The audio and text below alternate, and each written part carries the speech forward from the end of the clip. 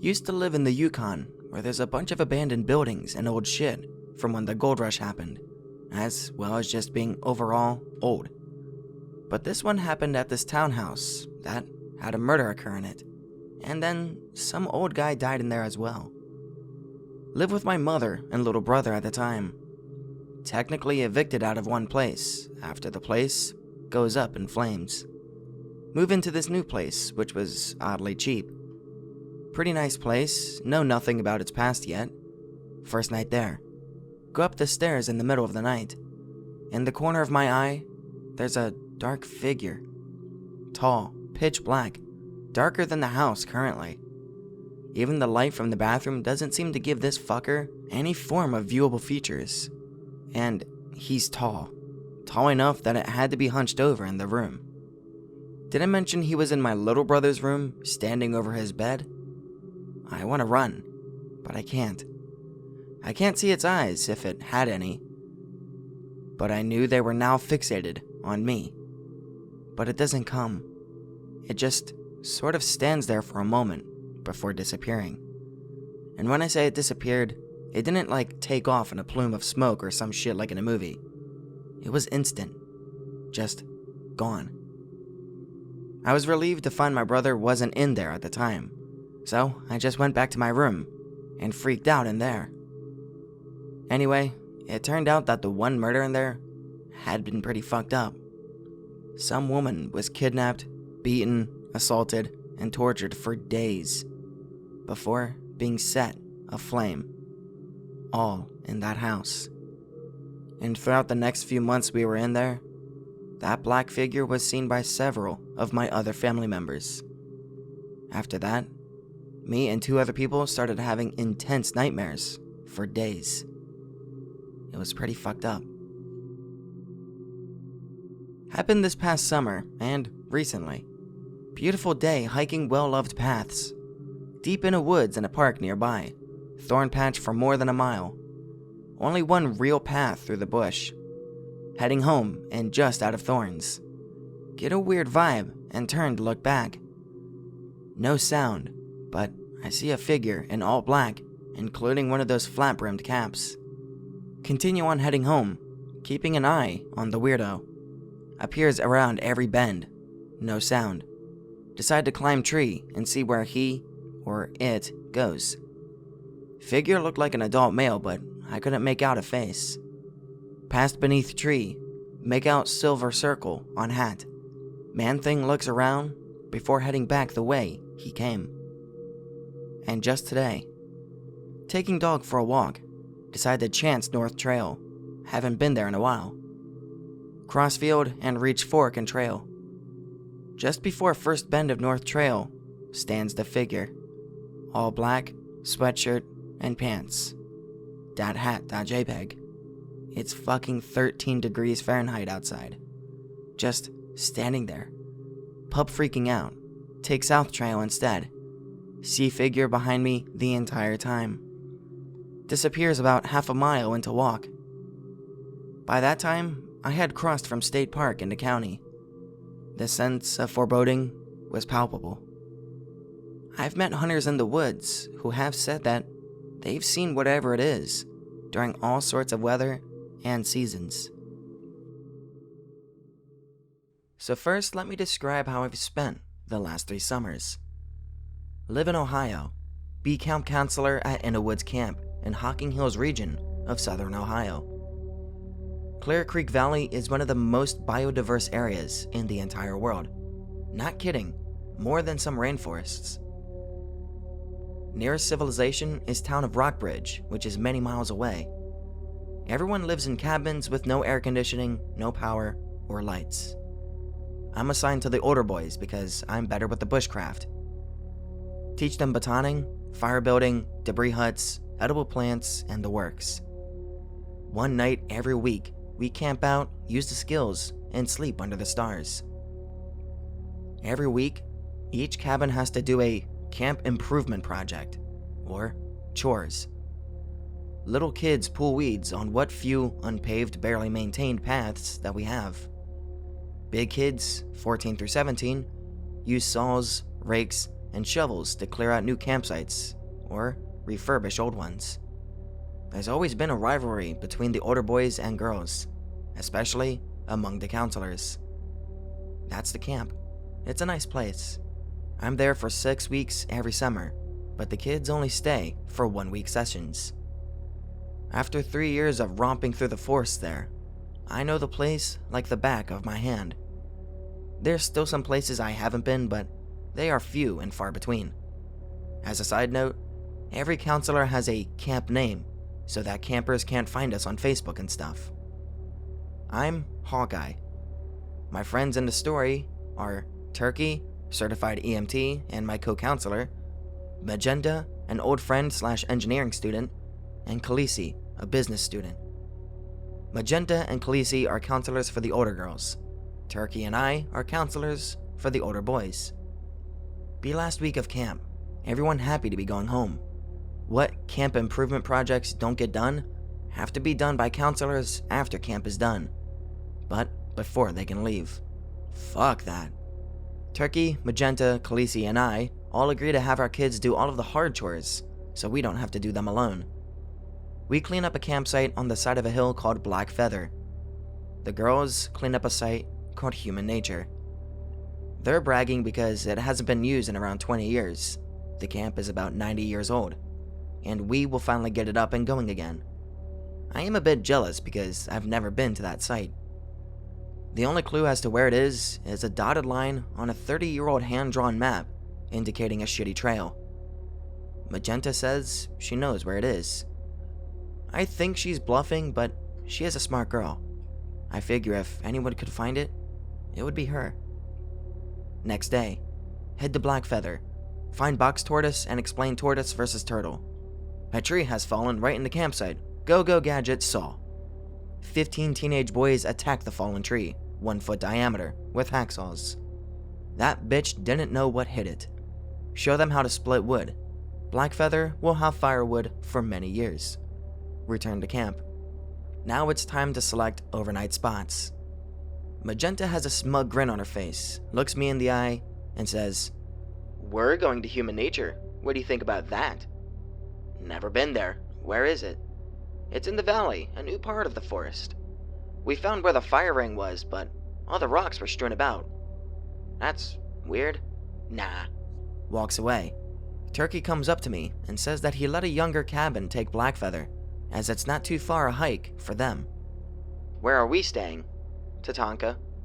I was very excited because there's a very cool clearing right by Tatanka, perfect for astronomy. It's right on top of a hill, so it's a tough hike, but that makes the food taste so much better. Next day, overnight day, 15 boys plus 2 counselors. We made hamburgers on a grate that we carried up, 7 pounds of meat to divide. We ate like kings. Campfire jacks for dessert. Basically, tin foil wrapped tortilla with chocolate and marshmallow inside. Uh-oh. Person who packed the food gave us no tortillas. I'm fine with going without, but some of the guys were looking forward to them. "Don't worry guys, I'll just pop over to another campsite and see if they have extras." Quietly to Turkey. "Where are the other campsites?" "I've heard the girls from downhill all evening, but I don't know where they are." "I don't know, man." It's his first year counseling. "But Magenta said Human Nature was in the valley. Did you see that raggedy-ass trail leading downhill when we were headed up? Like 20 meters past the last cabin?" "I did see it, but it didn't look like it had been used recently." "You sure that's right?" "Yeah, man, that's where the trail is on the map." It is around the right area, but the map even has written on it, "Not to scale. Some sites may be overgrown." "Alright, man, that's about right." I go down towards the trail. 9:30 p.m., so it's dark. I've got a whistle, my Mora companion, a blade bathed in white ash, so it works on demons, and a headlamp. Get to trailhead. It's a bit dark, but not so much that it's oppressive. I head into the trail. About 5 meters in, it suddenly turns from undergrowth to grass underfoot. This is odd. All the undergrowth is getting thinner too, but the path is still very defined for something 20 years old. Suddenly, no undergrowth, just trees. An eerie almost brightness. Don't even need my headlamp. It's a new moon, so this is fucking weird. The section of forest I'm in looks very new. Thin trees, low ground cover, no bushes or mid-level plants. The feeling I get in it, though, it feels old. Like walking inside a tomb old. I keep walking, more to distract myself from how weird this section of forest is. I realize that I don't hear the girls anymore. They're normally very loud, being teenage girls. I stop. Everything in the world stops around me. Not even insects are chirping. I see fog slowly filling into the valley. It's now bright in there, despite being a new moon.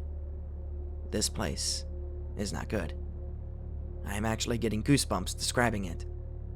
A stream runs down the center of the valley, shallow but still a stream. I don't know why, because every fiber of my being said otherwise, but I continued on the path, crossing the stream.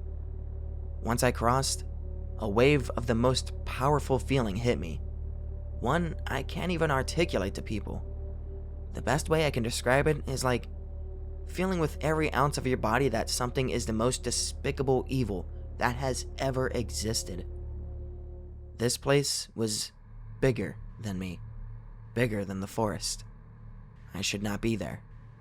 I was more scared than anything. Since there was nothing to fight, I ran further down the path. I don't know why the fuck I did it, but every step carried me further into it, and I couldn't stop.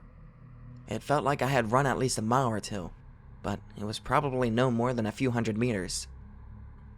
I'm not afraid of admitting that I was almost in tears at this point. It's so much easier when there's something to focus your fear on. But when there's nothing, it takes over. Suddenly, off side of an increasingly dispersing path, glow of campfire, sounds of girls talking in low voices, stumble towards campsite. Magenta's voice, much shakier than normal. Hello? Who's there? I try to be as calm as possible to avoid spooking the campers, although I realize that they are already unsettled as it is. Hey, Magenta, it's Hawkeye. I'm coming out of the bush. Oh, good. What do you need? I'd totally forgotten what I was there for. Just popping by. Cool, she says, then gestures me to come over to her, away from the campers. Hawkeye, what the fuck are you doing? Was that you? Where did you come from? Why are you here? I was getting some... Wait, what was me? What do you mean, where did I come from? You took that path, right? She looked me in the eye, and for a second, I see the same look that must have been on my face minutes earlier, when I realized what I was feeling.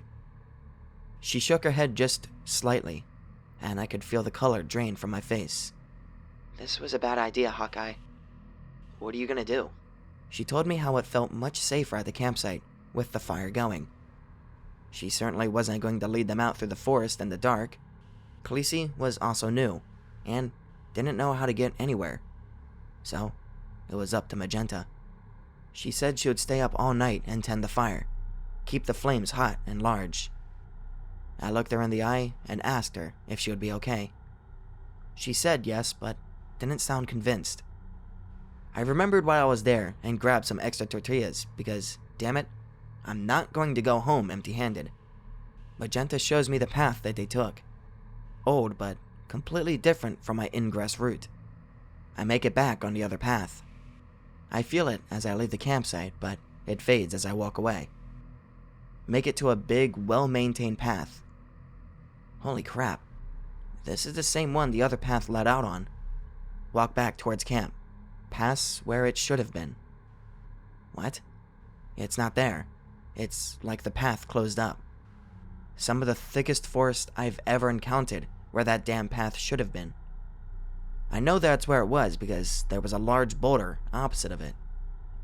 Anyways, make it back to Tatanka where my boys have been waiting for me. Turkey yells to me as I walk up. Hey Hawkeye, where have you been? Did you walk all the way back to the kitchen? I realize it's like an hour and a half later. Yeah, the girls didn't have any. Come up, let the older boys take over teaching the younger ones how to make campfire jacks. Pull Turkey aside. The girls had tortillas. What? Don't ever go to human nature. There's something else in that forest. What do you mean? I have him look me in the eye. He sees that I'm not joking. Turkey, it is not a good area of forest. Never go there. Okay, man, I won't. We go to bed, but I can't sleep in my hammock. I kept having dreams about the forest. The next day, wake up, have campers rekindle fire since it burned down. Pancakes on griddle that we hauled up. Clean up site, pack, head back to camp. Get equipment put away, send campers with turkey to get showers and stuff. Magenta pulls me aside outside the dining hall, but away from campers. She has bags under her eyes, obviously from lack of sleep. Hawkeye, did you sleep last night? Not well. I kept having dreams. About the forest? Yeah. Hawkeye, if I tell you something, do you promise you'll believe me? You felt it. You know what it was like. Sure, Magenta, go ahead. Every girl either talked in their sleep last night or woke up crying at some point in the night. We didn't eat breakfast. We just got out of there. Every girl? Every damn girl. I swear to you, I heard them. I didn't sleep a second. I was tending the fire. I don't know what would have happened if it would have gone out. Okay, Magenta. It's okay. I believe you. That's about it. Go home 4 days later. I don't know what the hell it was, but that's it. Oh, on the master map, which is a hand-painted map on a wooden board, which all the other maps are based upon, there is a red smudge between the path to human nature and the last cabin. Right where my path would be. I shit you not. I think someone had a double meaning when they named a campsite human nature. Whenever I think of human nature as a concept, I think of conflict, war, hatred, and violence. The first person to found the campsite gets to name it. But nobody I've asked knows who founded human nature. It's just always been there. I'll never go back. Camp is a wonderful place that has a special meaning to me. But human nature is something else entirely.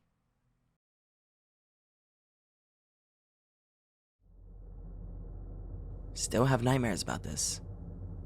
I grew up in a village called Ayam in England, better known as the Plague Village. The village is surrounded by huge foothills and dense woodland. There is a particularly famous spot outside of the village, down an old overgrown path, that was named by the locals the Death. This is where they would hold the funeral services for the plague victims during the outbreak. It's a huge, strangely shaped cave-like thing. When I was younger, me and all of my friends were deathly afraid of this place. You would hear stories about floating vicars and ghosts that would follow you home. In the daytime, we would go down and explore the area surrounding it, and find cow skulls on pikes littered about. One day, one of my school friends suggests that we man up and go explore the Delph. We all agree and go down about 4 p.m. with a torch. We get there, and only 2 of us will actually go inside the cave. Me and my friend. 3 other of my friends wait outside. We go in. It feels horribly cold. I felt like I was being watched the whole time. We get to the end of the cave. It's not very deep. My friend finds a small crack that you can squeeze through. He starts to proceed down the narrow space, with me following. All of a sudden, he screams and runs at me. He drops the torch. I'm stuck in the entrance to the crack, while he's trying to push his way past me, in the complete darkness. We eventually get out and run out of the cave. All other friends decided to fuck off and leave us. We practically run all the way home, just as the sun sets. He is still crying as we reach his house. We don't talk about what happened until the next day at school. He tells me he saw a white face smiling at him in that narrow crack, and that it was coming towards him. Safe to say, we never went down there again. Early 80s, worked at a Boy Scout camp in Ohio. Kids would always be doing stuff in the wee hours of the morning because they were kids. Part of my job was to pretend to care about getting them to go back to their tents and sleep. Primarily because if they didn't, they would be tired the next day and not want to do Boy Scout stuff. One night, we get informed by a scout leader, an adult, that kids had ran off and are missing. I head out with a flashlight, very familiar with camp area, and most kids end up in the same general areas, and aren't too good at staying quiet. Spend a solid hour looking for them, starting to get pissed since by now, most kids have given up and gone to bed. It is now almost 2 a.m. Ask on radio if kids have been found. They have not. A little while later, I see something. Get a weird feeling, move the flashlight, and stop walking. It's the kids, all huddled together and crouched down.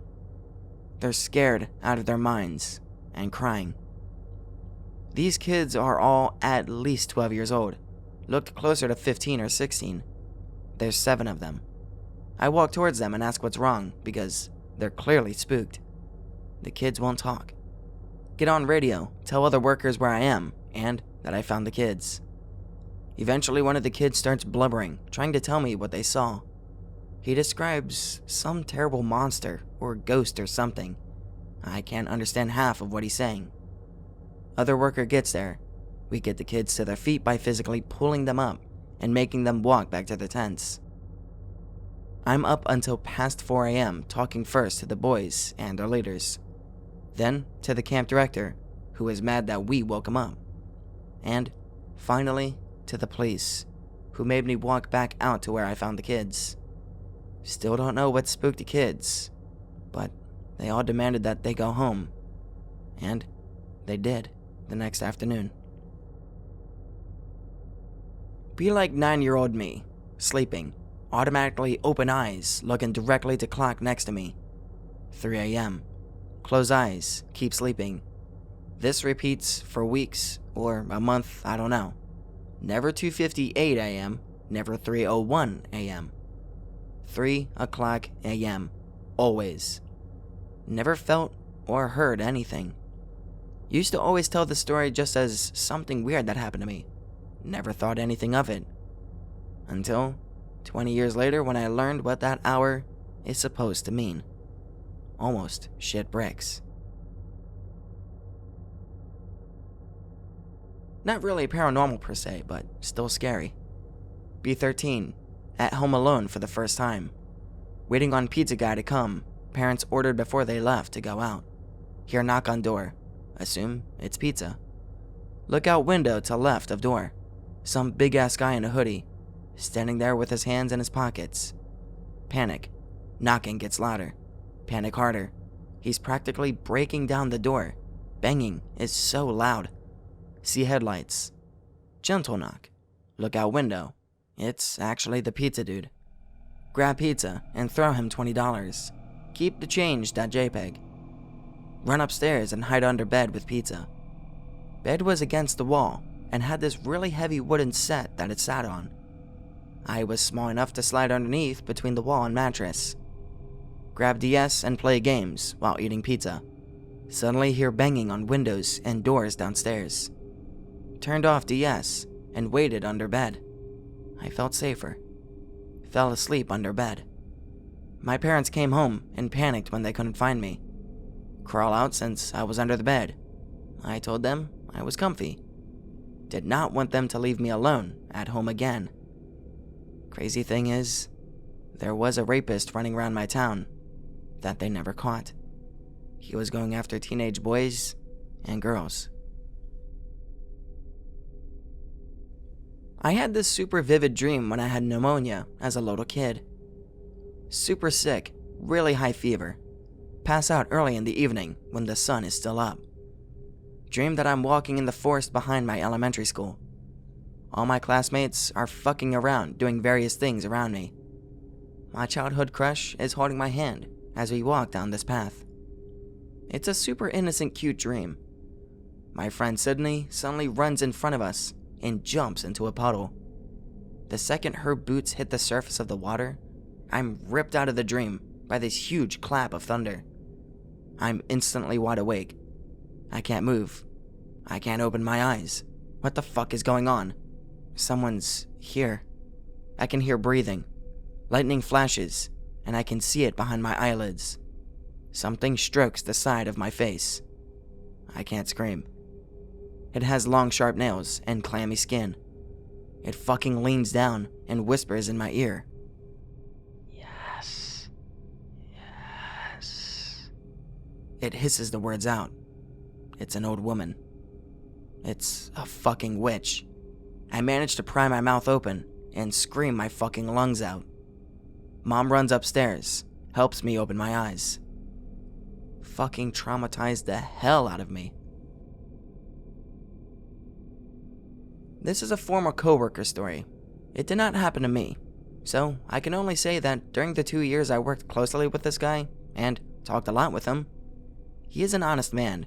He's not delusional, was not trolling me, and is still very uneasy about this event.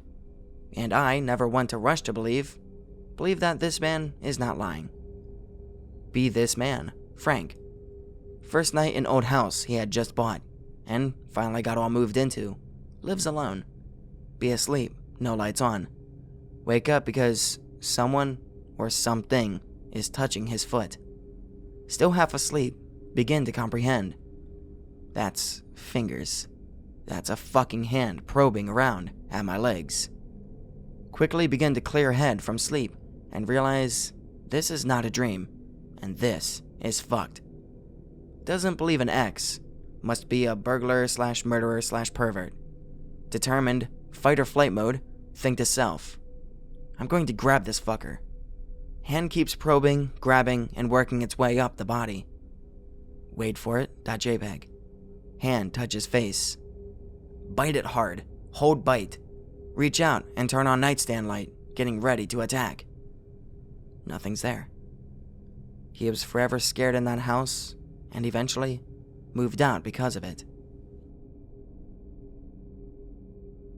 This one's pretty cliche, but because it's so old, I like it anyway. Way back in the 1920s, shortly before my great-grandpa went to prison, him and his friends were playing poker at the pub. Then, this man, in an immaculate black suit, strolls in, and he says in an accent that was anything but native, the sort of fancy, educated Atlantic accent that you'd hear on the TV. "I need some shelter for the night. Do you mind if I sit down for a few with you men?" And he was welcome to the game. For the first few rounds, nothing seemed strange, but after a few, he started to play insanely well, and began to clean them all out. My grandpa dropped something, most likely a card, and reached down to get it. On his way down, he noticed that the man had cloven hooves where his feet should be. He got back up trying to look as though he had seen nothing, and the man in the black suit looked at him with a deadly serious stare. He knew what he had seen, and my great-grandpa knows that he knows. Nothing happened to my grandpa, but one friend who lost died later that week. Be sometime in the early 1920s. Feel like going for a walk around the town. Get dressed for the occasion, put on my Sunday best. While taking my usual route, I noticed there are dark clouds gathering overhead. Fearing the worst, and not wanting to ruin my suit, I duck into a nearby pub. Glance around, and note the rather rustic interior. Realize that I noticeably stand out due to my attire. Pay the thought no mind, and confidently stride about. Make my way over to a table where numerous gents have seated themselves. Notice they were playing a game of chance, and I request to join them. They welcome me, obviously not recognizing me as the first place winner of the Poker World Championship. Try to hide my abilities and give them a fighting chance, but eventually give in to my urges. Proceed to rake it in. One fellow opposite of me drops a card. Notice that he takes several minutes to retrieve it. When he sits back up, his entire demeanor has changed. Thinking he may have cheated, I give him a knowing glance. Several hours later, I'd won nearly all of their money. One of the men had bet more money than he had on him, so he said he would pay me later. We shake on it, a gentleman's agreement, of course. A week later or so, I hear from a neighbor of mine, whom was acquainted with the gent, that he had passed. Mourned the loss of my short-lived friend, until I remember he had failed to pay me back in full. What should I do, X? All these years later, and I still don't have those $12. By the way, I'm a goat.